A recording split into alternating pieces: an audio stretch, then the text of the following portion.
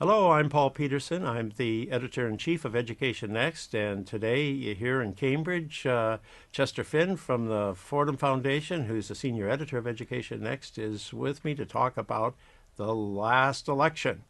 And most of the newspapers say it was a landslide.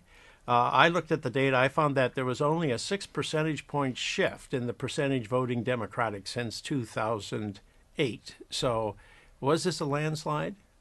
It was a medium landslide. It certainly was in terms of the numbers of changeovers in the House of Representatives. What really seems to have happened is that all the independents that had voted for Obama switched over and voted for Republican members of Congress this time.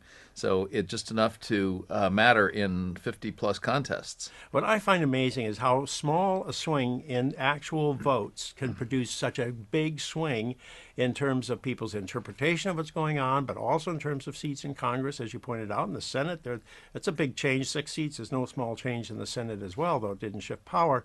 So, but then that leads these politicians to think they can do things that they couldn't do before. That there's somehow a brave new world out there, and so is this going to happen in education? No, this is going to be landslide followed by gridlock. This is not going to be a great liberating moment in federal education policy, I don't think. There's talk from both the president and some of the Republicans about working together on education, one of the few topics they even can mention working together on. I just don't think it's going to happen. I don't think there's much agreement on what to do. There's going to be no agreement on how much to spend. And I think there's some fundamental philosophical differences, too. But since they're going to disagree on taxes and they're going to disagree on funding and they're going to disagree on so many things, don't they have to agree on something? Both sides, it seems to me, has a stake in agreeing on something. And there is a room for something in education. You do have support for similar policies. We have to do something about teacher quality. We have to do something about getting more data available in education.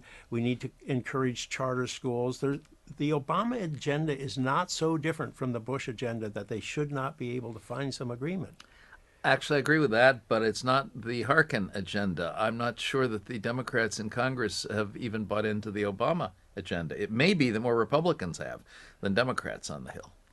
Well, there is going to be a strong opposition in the House of Representatives, but I don't think the minority party in the House of Representatives has ever amounted to much. Politics is so partisan on the House side that I don't think the Democrats in the House are going to be big players at this But at it this has point. to pass the Senate, too. And I think that could be where the gridlock really sets in. Yes, but on the Senate side, you've got plenty of quite moderate Democrats. And here I think maybe your biggest problem may be on the right wing of the Republican Party, where you've got the Ron Paul types that are going to be reluctant to see a bigger federal role in education. Well, a couple of them are talking about abolishing the Department of Education, which is just symbolic nonsense. But there are a few moderates in both parties in the Senate, but there's also both the Ron Paul types on the right side of the Republican Party and the Tom Harkin types on the left side of the Democratic Party, and Harkin's still the chairman.